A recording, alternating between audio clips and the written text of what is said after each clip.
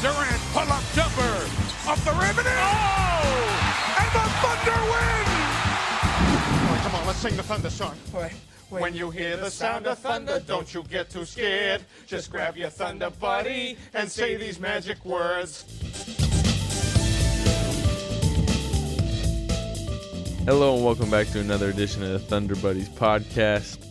I'm Anthony Slater, back with Darnell Mayberry. Are you you played basketball last night, right? I did. You see my tweet? I did see your tweet and I was worried. I was worried. I was worried. I thought I was going to break a leg or something. I've never broken a bone in my body. You haven't? I have not. But given this thunder curse that's going around, I thought something could happen. 7th grade basketball, I broke a layup. I broke an ankle on a layup going through the lane.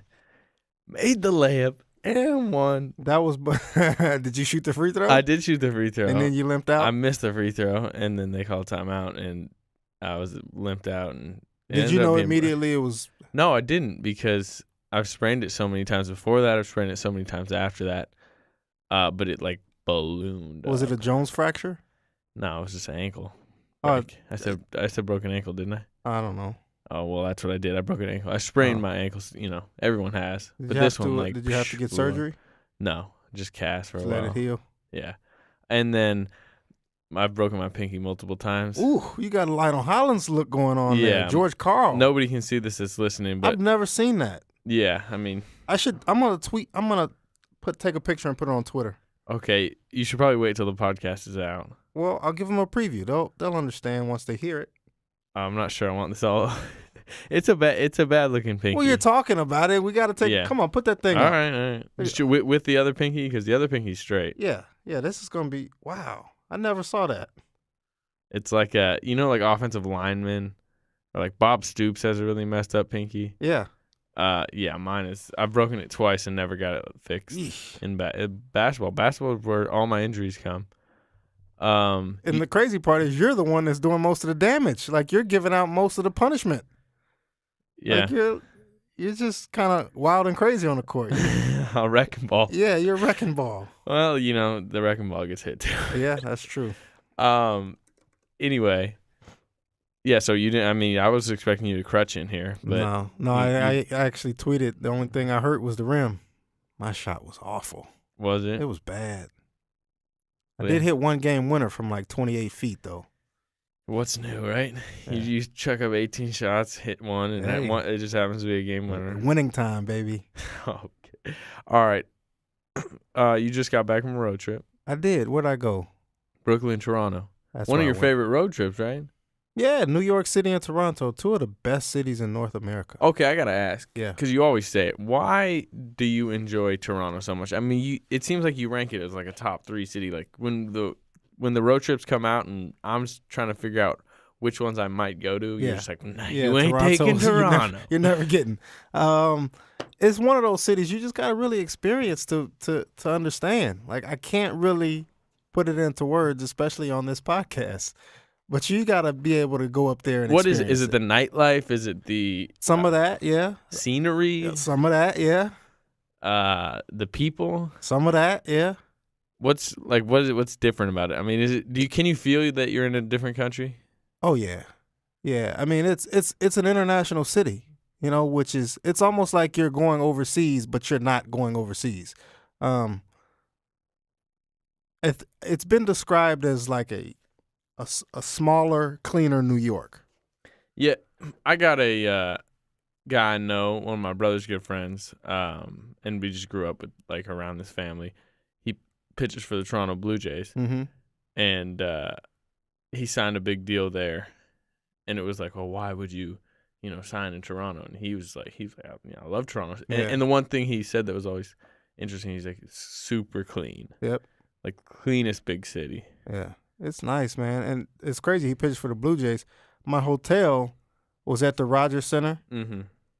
What was it? The former Sky Dome, whatever they used to call it. The baseball, Blue Jays Stadium. Yeah. And is a Renaissance hotel right there at the Sky Dome, the Rogers Center. And my hotel was a suite that looked out into the park. Oh, yeah.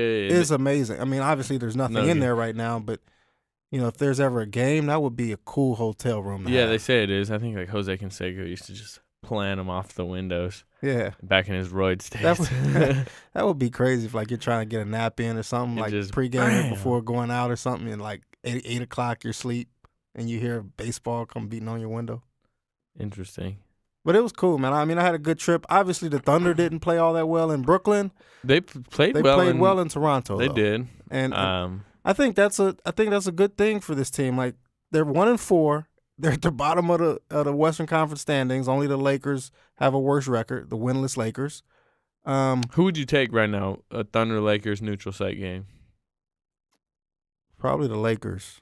Yeah, Kobe get buckets. Yeah, like you'd have Sebastian Telfair or Reggie Jackson or Lance Thomas guarding Kobe. Good luck with that. So, but no, Scott Brooks said after the Raptors game that he's encouraged. And if you really look at what they've done, 4 out of the 5 games, they've been really competitive. They won well one in of 4 them. games. They had Russell Westbrook for one of them, the Portland game. But in 4 of the 5 games, they've been competitive, and they've played well, and they've played the right way. So I think that's the thing that you have to look at while they're so shorthanded. Agreed. But the injuries, which obviously is kind of the theme of this early season. Yeah. I mean, how was it being around this team? As every game it's at least one more person, sometimes even 2, one going down for good, one everyone else limping around. Mm-hmm. Every fall it seems like I mean, just even watching at home, every fall your eyes kind of shift away from the play and action to the guy that fell down. Like, oh, what's wrong with that guy this time? It's weird being in the arena and seeing it and experiencing it and feeling it. The one game they have played at home, no one got hurt, fortunately. But then 3 of the last 4 games, someone has gone out with an injury. And like you said, even the guys who maybe didn't go out, there have been guys who've been banged up on the court. Look, okay, they've had 9 guys hurt, and the guys that haven't been hurt, Steven Adams has been banged up a few times because he falls a ton, more than I've ever seen a center fall, I think. Sebastian Telfair had the thumb thing. Reggie Jackson, obviously, I guess he kind of counts on the guys that have been injured. Serge Ibaka was injured in the preseason and is kind of working himself back.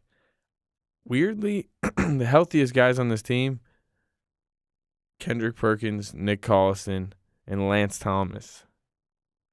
Steven Adams? Oh, I just said Steven Adams, but I'm just saying he's been falling a ton.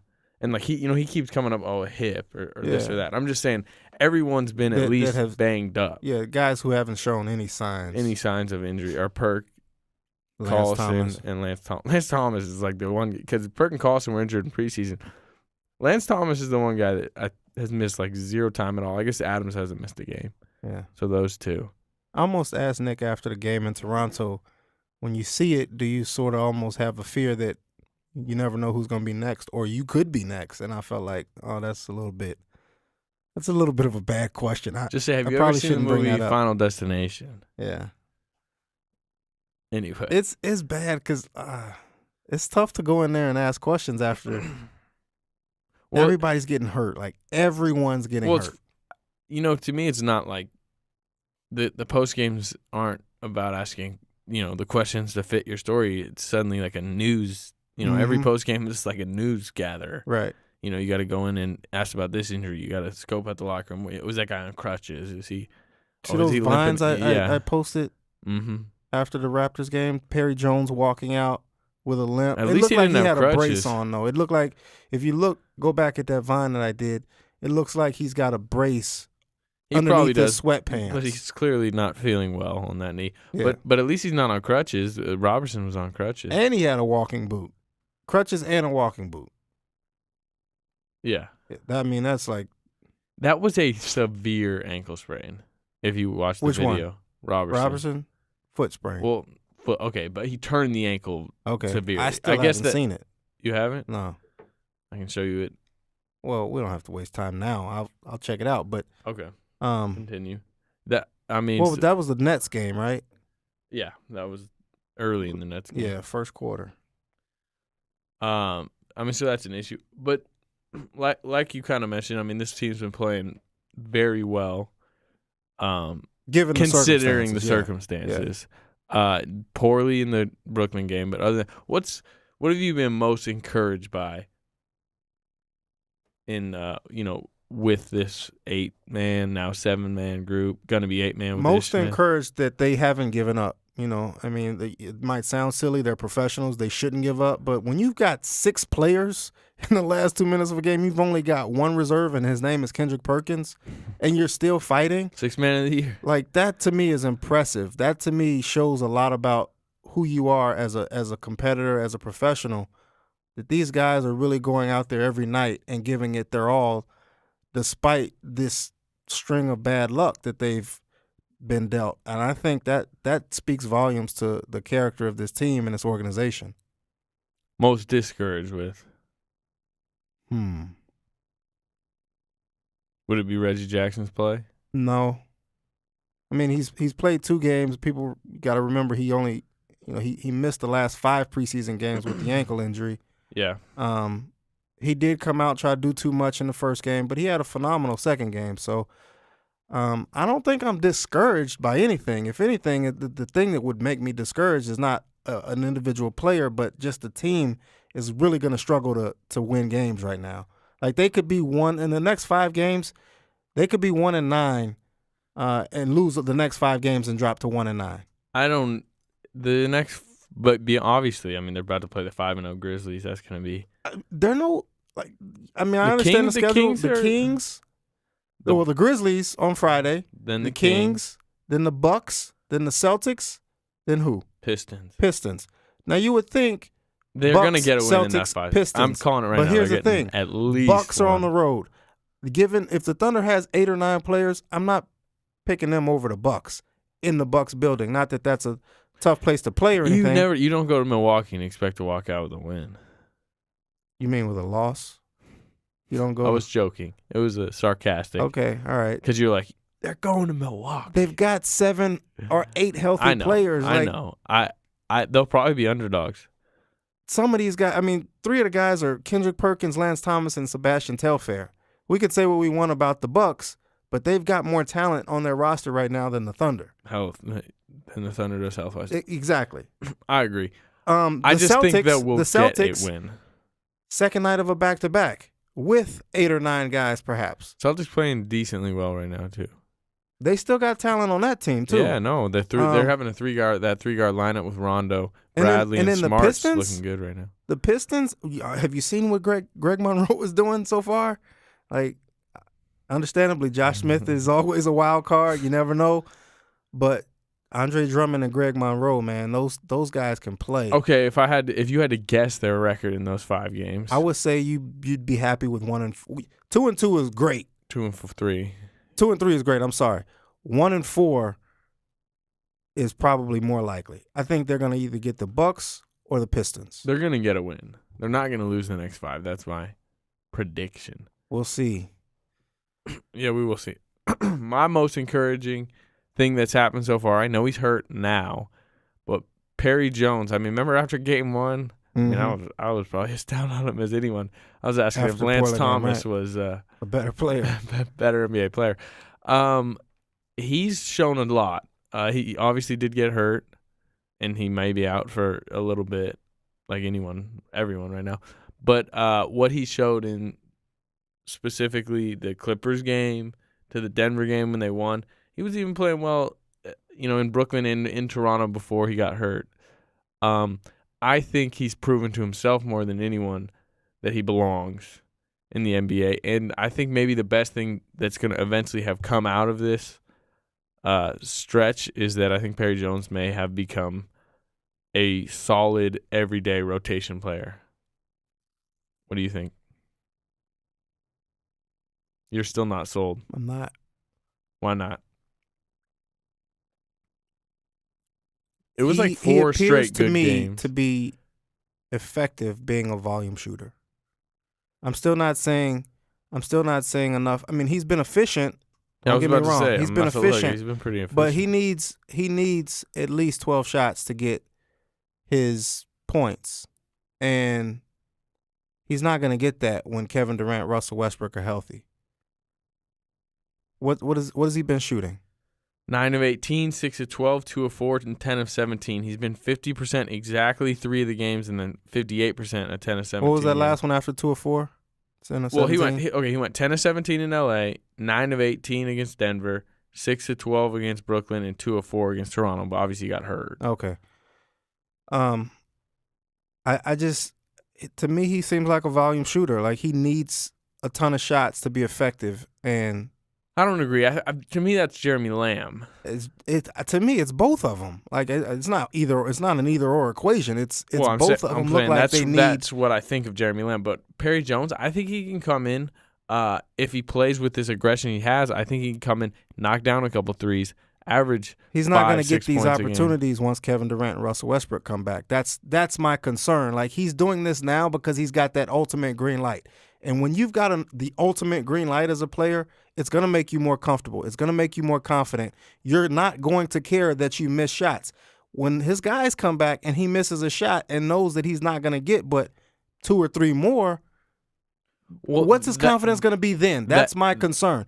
The other thing is, it's not just his shooting. It's also the fact that I'm not seeing him do much to impact the game outside of offense. You know, he's been scoring the ball well, but he's been inconsistent as a rebounder, and he's been lousy, frankly, as a defender. So if he's not doing those other things, he's definitely not this utility defender. Brooks was making it sound last year like he was this guy that he's getting torched, and he can't stay down on pump fakes. He's getting blown by off the dribble. Now he's athletic enough to recover, but his fundamentals have just not been there defensively. You want to know what bumped his reputation more than anything? And, like, look, he did go into that Miami game last year, and he did guard LeBron. Hater. Come on, go ahead and discredit him for that. He changed the game. Let's hear how you're going to discredit him. Well, I'm just saying, he came in and he guarded LeBron mildly well.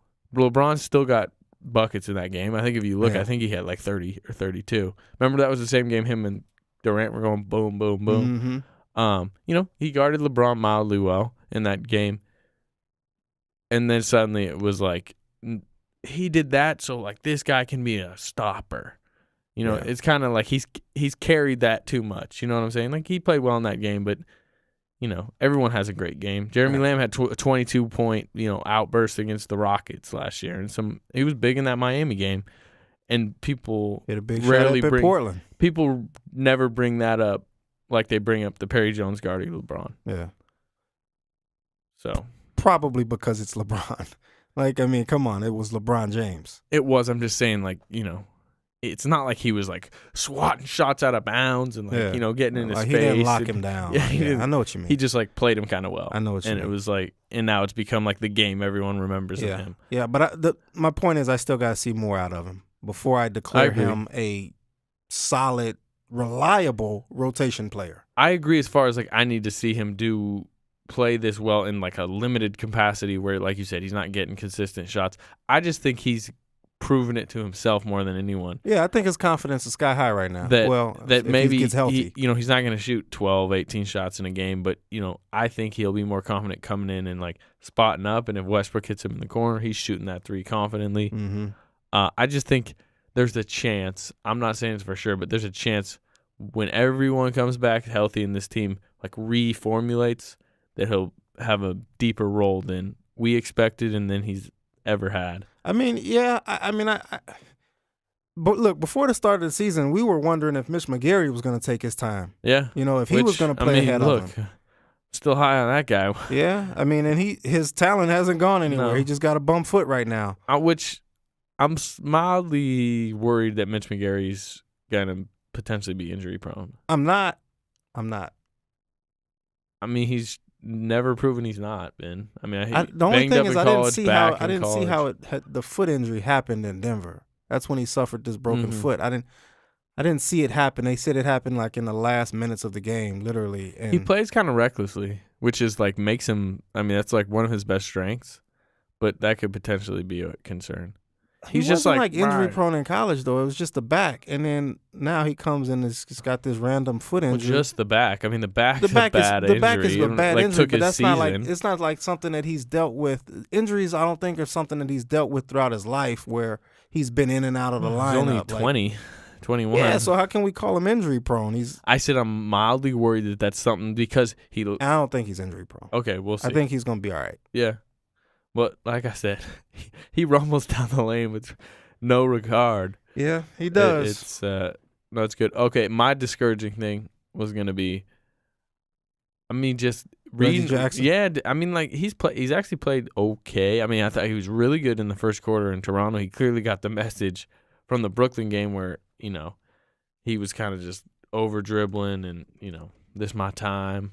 You know what I thought he was doing, and I didn't in want the Toronto game or in the I Brooklyn? didn't want to put this out there just because it would have been unfair. Was he trying to like prove that? I thought he was pulling a Kobe Bryant.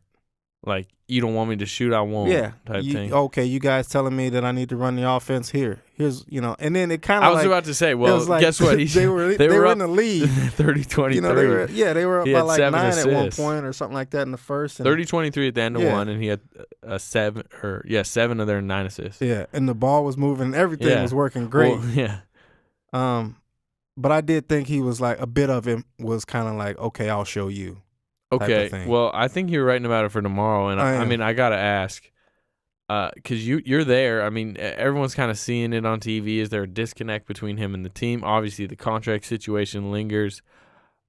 He's made some strange comments over the past year about, first it was starting. They ain't been strange. He's made it clear he wants to start and control the team. Yeah, I just mean that he's just like not backing down. Yeah, publicly. Right. This can be rumblings privately, but this team has never, even the James Harden deal. Yeah, James he was always going to say all the right things and publicly sacrifice dynasty, blah, which, blah, blah. Look, I got no problem with. For our jobs, it's better if Reggie Jackson just comes out and says what he feels. It's just been kind of weird that he has done it. What is your feeling? I mean, you're take me back to Brooklyn, because I didn't exactly see what, I wasn't there. I didn't see the whole Perkins and Ibaka thing you kind of mentioned so much. It was alarming, and it spoke volumes, really, because what happened was Serge Ibaka grabbed 2 defensive rebounds. At what quarter? I mean, this is like third quarter. I think this is the third quarter. So this is after Jackson's been like first game back, shooting a ton. Yeah, the first half. Dribbling a ton. And then they're getting blown out at this point. Yeah. So, I think his teammates had enough. And everyone knows, we know, the fans know, the team knows, Reggie didn't get his contract, and now he has to go out there and prove that he's worth however much he's asking for. So I think the team got tired of it real quick, and they tried to nip it in the bud, which to me was a good thing. They were policing themselves, not just leaving it up to the coaching staff to do it. So Serge Ibaka grabs this rebound, defensive board, and Reggie Jackson is standing right next to him on his right side. Sebastian Telfair is near half court on the left side. Serge looks off Reggie and throws ahead to Sebastian Telfair, and then puts up his finger and twirls it around like, run the offense. I'm like, oh boy. Right? You could clearly get it, but I was like, wow, did that just happen? You know what I mean? Like, did I just see that? Because it came out of nowhere. The team's getting blown out. Frustration setting in. Andre Robertson's already left, and you're about to fall to 1-3, and it happened just out of nowhere. And then the next time down court, Kendrick Perkins grabbed the defensive board, and he kind of shoves Reggie aside, who's again right next to him, with his forearm. And he dribbles up himself, takes 2 or 3 dribbles up the court himself, and again, Telfair is up there near half court. Perk tries to pass it ahead to him. Instead of placing the ball, he literally was close enough to place the ball in Reggie's hands, and he turns it over trying to throw it up to Sebastian Telfair. And then the Brooklyn, of course, scores off that turnover in 2 seconds. They get a layup. But that really told you these guys did not want to stand for Reggie going out there looking for his own offense, ignoring the team, trying to pad his stats. So I thought it was a good thing that they did that to him, and it kind of brought him back down to earth. How's it been as far as locker room wise, their interactions? Does it seem like it's always been with him and the team? Yeah, I mean, you've been in there, Yeah, Reggie. Mostly. I just meant on the road trip. Yeah, but Reggie doesn't really. His locker is next to Perk at home, but Reggie only talks really to Perry and Jeremy, You know, it's not like I'm not saying he's got bad relationships with everyone else. At least when the media is around. But he's closer. Yeah, he's closer from the outside looking in. He'll say this. He's the closest with Jeremy and Perry. So I don't think he's spending a whole lot of time just shooting the breeze with Serge and Nick Collison and Perk and those other guys. How concerned are you about this moving forward? I mean, remember we talked about preseason. Is it good he's in a contract year? Is it bad? Yeah. He's going to be playing hard, but at the same time, he's going to be wanting to get his. Yeah. And we thought it was not going to be really an issue now because, the other playmakers aren't out there. I thought it was going to be more of an issue, and it may still be, when Durant and Westbrook are out there and they're playing like, you figure they're going to close with all three of those guys because that's their best lineup, ideally. And you'd be worried about Jackson taking shots from Westbrook and Durant and those guys having maybe some chemistry issues. But are you concerned about it now, number one, and how concerned are you about it as this thing moves forward in a weird contract situation that this team rarely goes through? My concern all along was that it would manifest itself in various ways on the court, and we saw that in Brooklyn. He was looking for his own offense, scoring opportunities. I will say this. That's not like a sudden thing with him. Before he was getting contracts and worried about. I mean, maybe he's always been worried about money, but before this season, remember last year, looking off Durant and it's kind of how he plays in some ways, regardless of contract. But the Nets game was a totally different level. It was a whole new level of dribble. I'm putting my head down and I'm going to the basket, or I'm pulling up and taking this shot. There were times in that Nets game he wasn't even trying to run the offense. He was trying to score. And that, to me, is where the problem could come in. I don't think it's going to affect his attitude or anything like that. I said that in the preseason. But he's going to look for his own a lot more. If it comes down between setting up someone or getting a shot that he feels like he can get and make, I think he's going to take the latter option because he needs to get numbers this year. Yeah.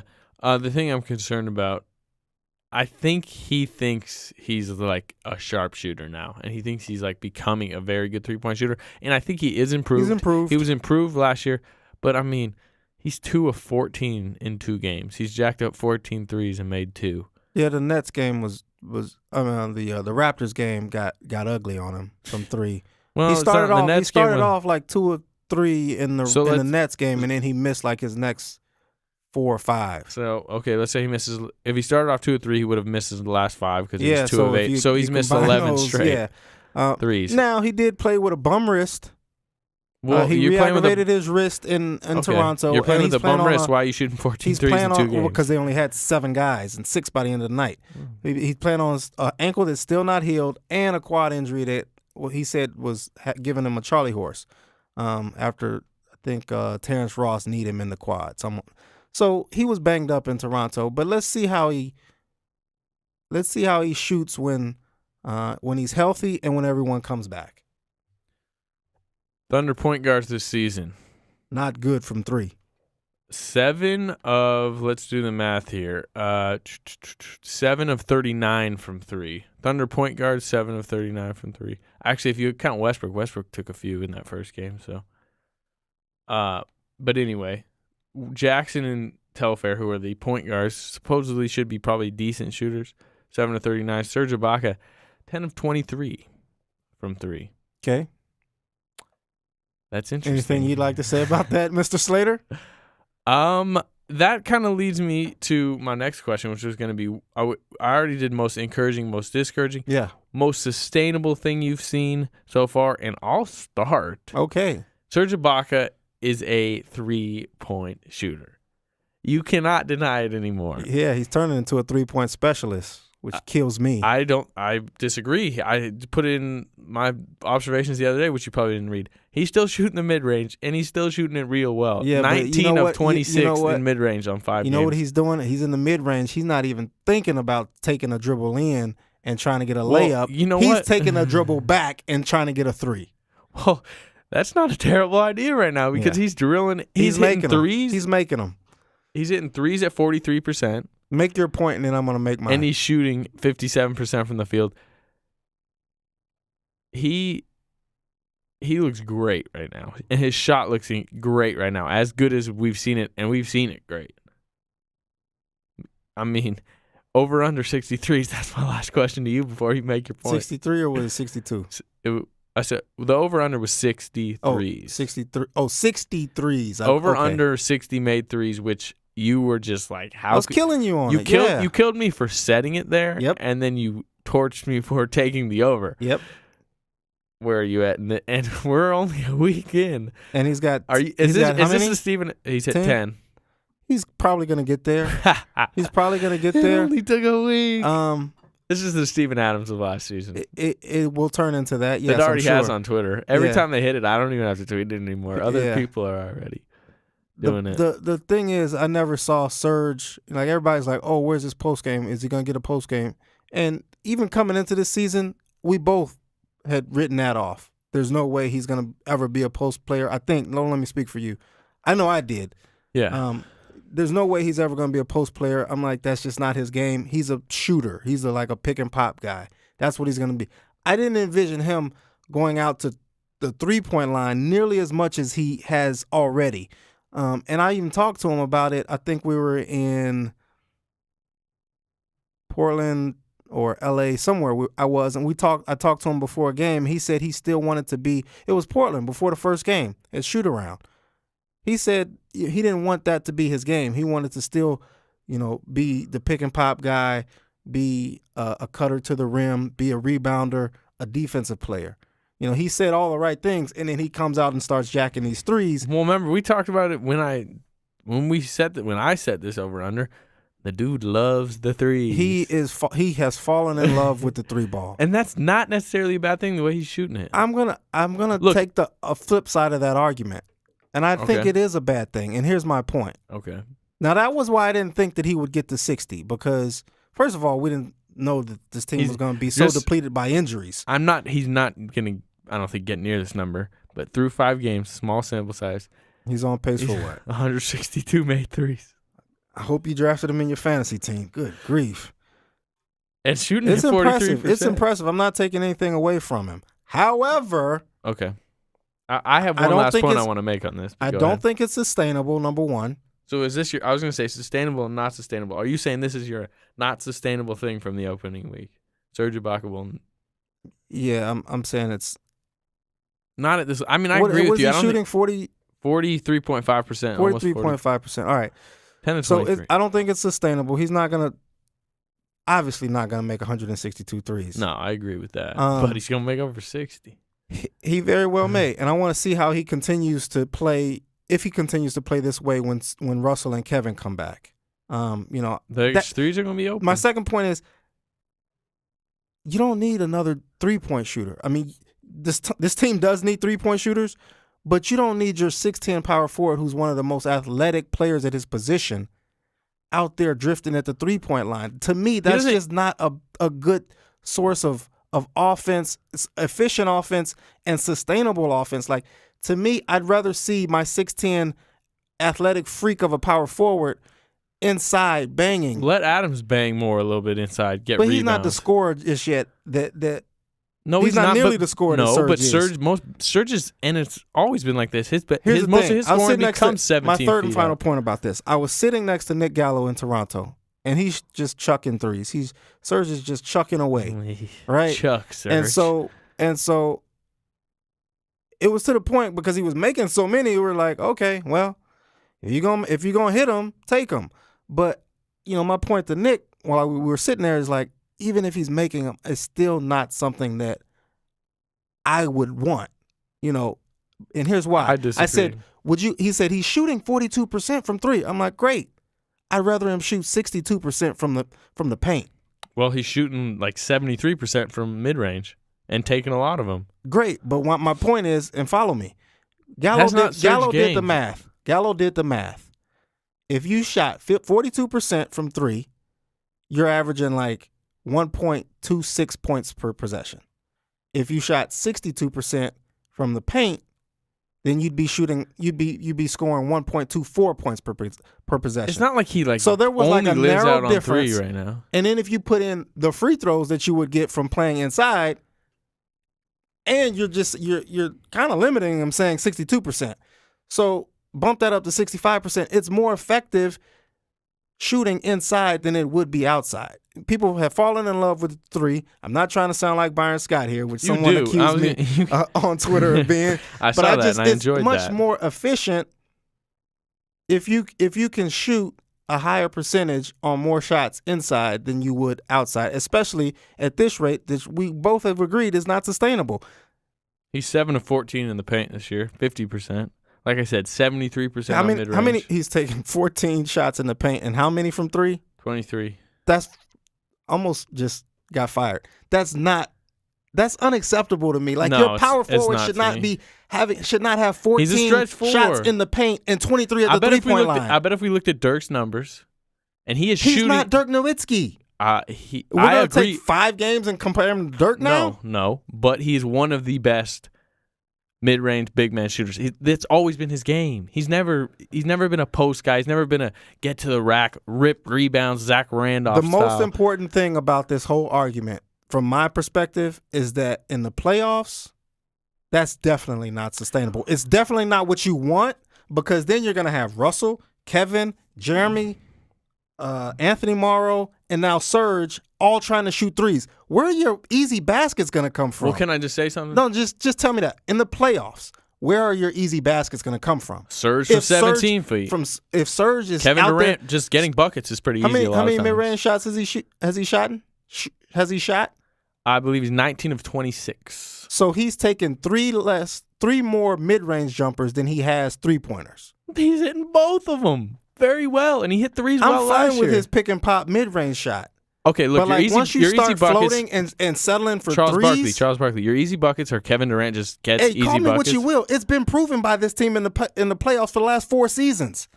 History's on my side with this. This team going to continue to settle for threes. They're going to continue to lose. You're getting by the way, now Nick Collison's is shooting threes. Guess what? Everyone can't shoot threes. I agree. I completely agree. We've talked about this. I don't think they should. I don't think a lot of these guys that do shoot a lot of threes. Oh, I don't know. Sebastian Telfair, 5 of 25. Reggie Jackson, 2 of 14. Yeah, Reggie's out there thinking he's about to shoot 50% from three. I agree with that. But guess what? If we did a power rankings of this team on Serge best Ibaka shooters, is your best 3-point shooter right now. Well, yeah, no doubt Anthony about Morrow, that. I'm saying Kevin Durant, and Serge Ibaka, or Kevin Durant, Anthony Morrow are the top 2 shooters on this team. Serge Ibaka, I think, is clearly the 3rd best 3-point shooter on this team. I think he's a better 3-point shooter than Westbrook, Jackson, any of the guys we've mentioned. So, we talk about this team needing shooting. It comes from Serge. That's why I don't mind him shooting. Hey, listen, if he was out there chucking and hitting 20% of them, chucking. Well, he's chucking, but he's making. So that's not an issue to me. He is a great shooter. Is he going to continue to make? Shooter. He is a great shooter. Big shooter. He's not a good shooter. Shooting big. He's a great shooting. He big. is a great shooter. He's a great shooting big. He's a great shooter. If you're hitting Steph Curry's a great shooter. Yeah, he is. Steph Curry's an unbelievable. I'm not putting him in Steph Curry's level. When you call him a great shooter, you are. Well, no, Steph Curry's like a generational shooter, an elite. That's shooter. A great shooter. Well, that's more than a great shooter to me. I'm talking Serge Ibaka is like a very good, too great shooter. You know what I'm saying? In the playoffs. I will. Think he's. Okay, I'll give you this. Talk to me when he passes 60, because at this rate, clearly he's going to pass 60 because he can't stop shooting which threes. I have no problem with. That's been their best offense this early in the season. I don't think it's been their best offense. It's been a really good source of offense. It's been a really good source of offense. But when they're passing and they're getting cuts and layups, that's their best offense. My problem is in the playoffs, when you need an easy bucket, that 3-pointer is going to get a lot more difficult when you're battling, you're banging, you're tired, your legs are gone, and you're still out there trying to shoot threes, relying on what you were doing the first 5 games of the season or the first half of the season. Like, that's not going to be an effective, reliable source of offense. Look, I have way less of a problem with Serge Ibaka by game. I'd rather Serge taking them than Russell taking them. He's shot 3. He's only averaging, but he's averaging 4.6 per game. He's hit Shot 3 in a game, 5 in a game. He's only averaging 2 in a 4.6. game. Did you just say he's only averaging 4.6 a game? And I'm just saying that's a lot less than some of these guys, Reggie, all them, who are missing way more. Yeah. So also in the playoffs, because he's a stretch forward, because guys like Zach Randolph and Marcus Sol have to guard him, it's already one of his biggest skills that he stretches the floor. He keeps He'll it suck spread. those big men away from the basket. It's going to suck him even farther. That's a good strategy. But if he's out there you still hitting need to mix threes it up. If he's out there hitting threes, what's Zach Randolph going to do? If you're doing that the whole game, then you're relying. But that's my point. He's not doing it the whole game. He's doing it more than he has traditionally. But, he's averaging 13.6 field goal attempts per game right now. 4.6 of them are threes. Do the math. He's still at shooting 9 shots per game inside the three-point line. Yeah, and a lot of those are coming from 17 feet out. And he's hitting it at 73%. He's a really good shooter. Oh, he's a you great will not shooting say big. great. He's a Oh, great shooting big man. Hey, for a team offensively challenged right now and beyond, their 2 superstars are typically offensively challenged. Get to the basket, dunk on someone, get fouled, go shoot a free throw. If You act wanna, like Serge you're such has a this, great like- shooter, get to the free throw line and make them from there. You act like Serge. Get a 3-point play. What Serge doesn't do that well is dribble to the rim and not get picked by a little guy, helping, or he's not going to just dribble he's not drive. creating his own. I'm not saying go create your own offense. I'm saying go down there and get some garbage points, get some putbacks, but you're floating on the lane, on the 3-point line. You don't even give yourself a chance for easy points. Cut out of the pick and roll. Don't always float and pop. Get to the basket. He's Get some utilizing his layups. best skill, which Score in his best transition. You don't offensive skill. You don't always have to put the ball on the floor, create your own offense, or have your back to the basket to score down in the post. There are other ways to score, and I haven't seen any of that. Those 7 of 14, I can't recall many of those 14 attempts, but I can recall a lot of those 23 3-point attempts. 11 of 14. What's 11 of 14? Is what he shot in Toronto. 11 of 14. Yeah, he had a great game. 25 points, 11 rebounds. I was there. I saw it. Okay, I thought you said the 7 of 14. No, 7 of 14 in the paint. You said. Oh, okay. Yeah. Well, he's 2 of 2 the other night, but man, I forgot one more. Oh, he has 2 elite skills: shooting and shot blocking. Yes, interior defensive shot blocking presence, which isn't changing. When he's on defense, he's still doing what he's always done. And then on offense, he's just utilizing his elite skill, which is being a big man that can shoot more. And he's stretching it out. And he's giving you an extra point on some of his shots now because he's shooting threes. It's just how this team is built. And I mean, I understand and that troubles me for the future. Potentially the postseason. If they had all these other sharpshooters, if they had some Kyle Korvers and other guys out there, and you could have Serge down there, yay. But guess what? You need to shoot threes in the NBA now, and he's your third best 3-point shooter. Currently your best one, clearly. But when everyone's healthy, your third best one. So where do the easy baskets come from? Well, Kevin Durant, like I said, is Russell Westbrook in transition. Kevin Durant, when he's on, he's just an easy baskets. That's just him. Those aren't easy baskets. Those are great. Those are tough shots by a great player. You know that's what this team's going to live off. I understand what you're saying. Ball movement. This is a revamped offense. This should be what has always been some of their best. And we've always agreed on this. Some of their best offense has been Serge on a pick and pop 18-footer, open 18-footer. Money. Now it's that sometimes, and now it's more than you are typically used to, and clearly you're not comfortable with it. It's just he's stepping out deeper. I laid out my more. reasons. It stretches the floor more. It looks good in the regular season. I don't know if that's going to be a winning strategy in the postseason. I think one of the issues in the postseason last year was Serge didn't shoot enough. We wrote about it plenty. Yeah, they I don't want to say they froze him out. They didn't freeze him out. They stopped looking for him in the fourth quarters. So any Serge shot, in my opinion, he's so efficient everywhere on the floor. He is a hell of a shooter. I'm not agree taking that with you away from him. They can't have as many dumb threes as they had last year. year. Roll to the basket every now and again is all I'm saying. Grab an offensive rebound and get a putback. Dunk on someone, get fouled, go to the free throw line. Get a 3-point play the hard way. You ever heard of 3 the hard way, Slater? You and Byron. What happened? I can't wait till the Lakers come to get 3 the hard way. I can't wait till Byron comes to town and you two just are in the corner why did they even implement this 3-point line? Get rid of the 3-point line. You know what's funny? Game. And I hate to even talk about our games on this podcast, but when I'm playing, I don't generally drift inside the 3-point line. That's No, like the ironic thing about it. Yeah, you're a chucker. I'm not chucking, but I'm letting them fly from three. And I don't let them fly from Right. three. And you're on the opposite, and we're Yeah, on I opposite just sides try of to this get to the argument. It's rim. funny. Like, you get to the rim. I like to shoot threes, but we're arguing the different sides of what we both do individually in our personal lives. It's funny. It is funny, but I mean, I'm just strictly talking to Serge's skill set. Which He's a great shooting big man. You keep adding that big man. This dude Because is a he's great not Steph shooter. Curry. No, he's not Steph Curry. He's not Kyle Korver. No one is. If we're comparing anyone to Steph Curry, guess what? They're losing that argument because he's the best shooter in the league. He's not Kyle Korver. No. He might be shooting Okay. better than Kyle Korver right now, but he's not the shooter that Kyle Korver is. I agree. Like, he's not in their league like- as a shooter. That's like, that's like you arguing that Derrick Rose is like a great player, and I'm like, well, he's not Kevin Durant, so he's not great. First of all, yes, he is. Well, okay, that's like, first of all, I disagree with you on that completely. You're wrong. But okay, that's like you saying Steph Curry's not a great player, and me saying he's not a great player because he's not Kevin Durant or LeBron James. Because I'm saying Serge Ibaka is a great shooter, and you're saying, well, he's not Steph Curry or Kyle Korver. Well, obviously, those two are like the two best shooters in the league. I just think he's an elite shooter. That's a terrible example. No, it's not. We're talking one skill set versus an overall player. That's a terrible example. I'm just talking about the word great. You're saying Serge Ibaka is not a great You can't compare shooter. one skill set to an overall style of play, an overall player's effectiveness. I'm just talking about a word.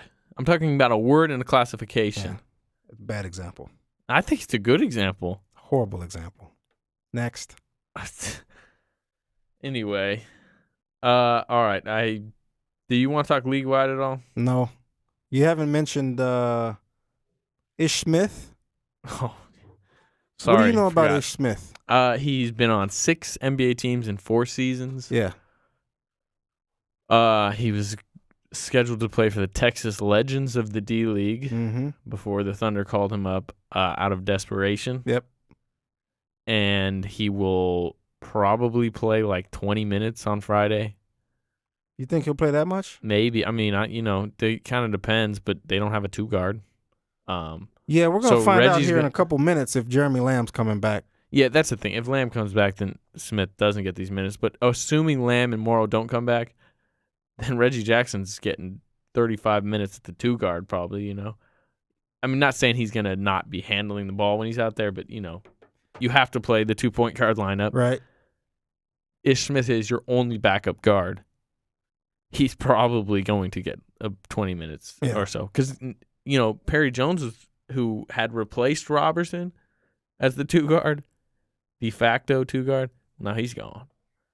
So, yeah, I think it's kind of crazy because I think Ish Smith 3 weeks from now, definitely by the time mid-December hits, won't be on this roster. Mm-hmm. But, just like Sebastian Telfair's getting 38 a night, and double-digit shot attempts, it's just what this season has come to. You know what's crazy to me, though? This is like an incredibly rare injury string because, I mean, teams go through this. The Denver Nuggets last year, we talked to Brian Shaw. It's just I don't know that this has ever in the NBA happened this early that you have this many guys to down. a contender too. I think it also happened to the Pelicans last year. Pelicans were, but it's like, but over those teams time, aren't competing for a championship. Like that's the other thing that makes it rare. Yeah, this Thunder team is competing for a championship this year, and you got people wondering if they're even gonna make the playoffs. Yeah, which I still think is a concern. And I know you're like bullish on that, and you're like they're making it. But the thing is, I think if everyone comes back on their expected timetable, is healthy, and then is healthy the rest of the year, yes, I do agree. But who's to say this team isn't going to have another injury setback? They have one every night right now. Mm-hmm. So it's like, are we suddenly to expect all these guys come back and then for 60 games, everyone's good? It's concerning. Yeah, they're going to have to be. That's what I'm saying. Yeah. So to bank on that is worrisome. Yeah.